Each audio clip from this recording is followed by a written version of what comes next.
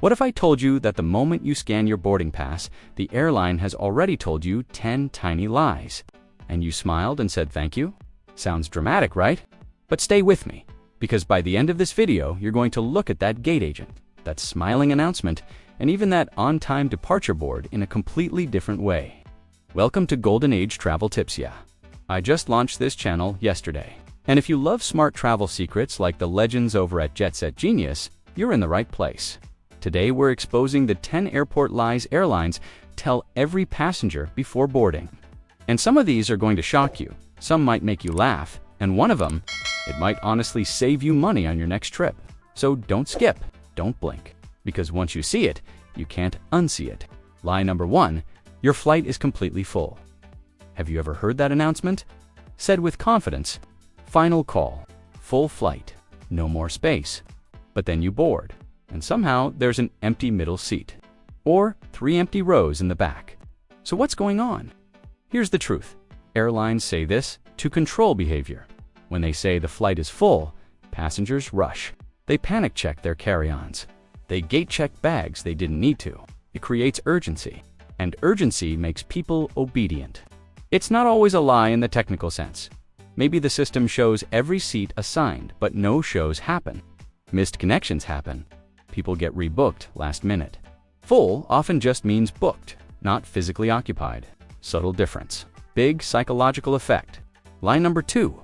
We're just waiting on a small paperwork issue. Oh, the famous paperwork delay. Sounds harmless. 5 minutes. 10 minutes. You're sitting there thinking, okay, someone forgot to sign something. In reality, it can mean the crew timed out. It can mean a mechanical check flagged something small but important. It can mean the aircraft arrived late and they're buying time so you don't all storm the desk demanding answers.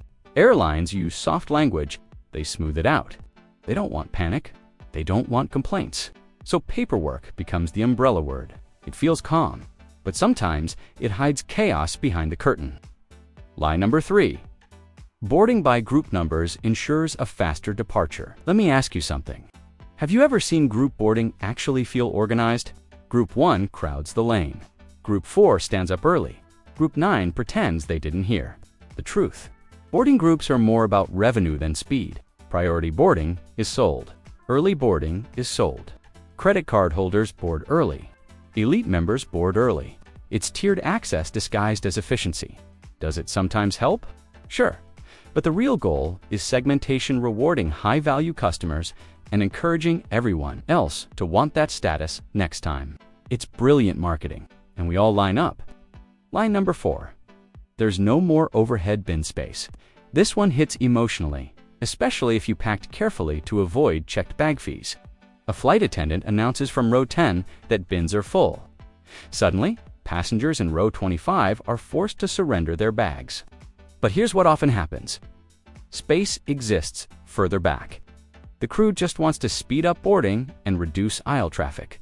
Every minute on the ground costs money. So it's faster to check a few bags early than to let everyone search for open spots.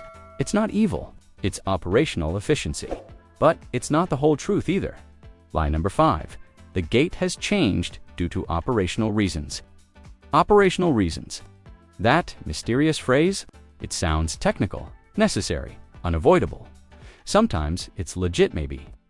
The incoming aircraft needed a different jet bridge, but other times, it's gate juggling. Airports are like chessboards. Airlines shift planes to optimize turnaround time, crew connections, or even staffing convenience. You, the passenger, just see a sprint across the terminal. They see a logistics puzzle being solved in real time. It's not personal, but it feels personal when you're running with a coffee in one hand and your backpack half open. Line number 6. We'll be boarding in just a few minutes. Just a few minutes. The most flexible unit of time in aviation. 5 minutes can mean Why say it? Because we don't know creates frustration. People hate uncertainty more than delay. So airlines give a small promise, a soft cushion, a verbal pacifier. It keeps the crowd calm. But here's the emotional part. Have you noticed how your mood shifts after the third few minutes? You go from patient to suspicious to annoyed. That's human psychology. Airlines manage crowds the same way event organizers do. Control the narrative. Reduce emotional spikes, even if it means stretching the truth. Lie number 7. This is for your safety. Now don't misunderstand. Aviation safety is real, strict, non-negotiable, but sometimes for your safety is used to shut down debate. Can't switch seats? Safety? Can't stand up yet? Safety. Can't bring that slightly oversized bag? Safety? The phrase works because nobody wants to argue against safety. It's the ultimate trump card. And while most safety rules are legitimate, the explanation isn't always fully transparent. Sometimes it's policy. Sometimes it's liability protection. But the wording, always powerful. Lie number 8. Your carry-on fits the requirements.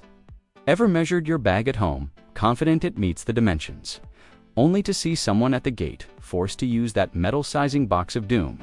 The truth is enforcement varies. Different crews, different airports, different moods, honestly. Airlines promote standard sizes, but gate agents sometimes tighten rules when flights are crowded. Why?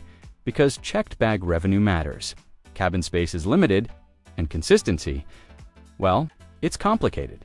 The rule exists, but its enforcement bends. Lie number 9. If you volunteer to check your bag, it will arrive with you. Most of the time, yes. Gate-checked bags are usually placed in the cargo hold and returned planeside. But tight connections, aircraft swaps, or ground crew delays can send that bag to baggage claim instead. Or worse, on to the next flight. It's rare, but it happens. And when you were told it would meet you at the door, that expectation sticks. So when it doesn't, the frustration feels bigger, because trust was implied. Lie number 10, the one that surprised me most. We appreciate your loyalty. This one isn't about logistics, it's about emotion. Airlines say it in emails, announcements, apologies, but loyalty programs are built on math. Algorithms calculate your value, your spending, your routes, your upgrade probability. Appreciation is automated, and yet, we still feel good hearing it. Because travel is emotional. Airports are emotional, goodbyes, reunions, vacations, funerals, new jobs. Airlines operate in the middle of our most human moments, so they wrap everything in polite language, controlled messaging, gentle reassurances. Are these lies evil? Not exactly. They're strategic simplifications, crowd control, revenue protection, risk management. But once you see them, you travel differently. You stay calm when they say full flight. You don't panic at paperwork. You understand that few minutes is code for please don't riot. And that awareness, it gives you power. Let me tell you a quick story. A few years ago, I was flying home after a long trip. The gate agent announced a full flight and asked for volunteers to check bags. Everyone rushed. I stayed seated. Something told me to wait. When I boarded, half the rear bins were empty. People had surrendered their bags out of fear. That moment changed how I travel. Not angry, not cynical, just observant. And that's why I created Golden Age Travel Tips. Because smart travelers aren't louder. They're calmer, they see the system, and they move smarter inside it. If this video made you rethink even one airport announcement, comment below, which lie have you experienced? Have you ever caught an airline stretching the truth? Share your story. I read every comment. And if you think your travel buddy needs to see this before their next flight, share this video with them.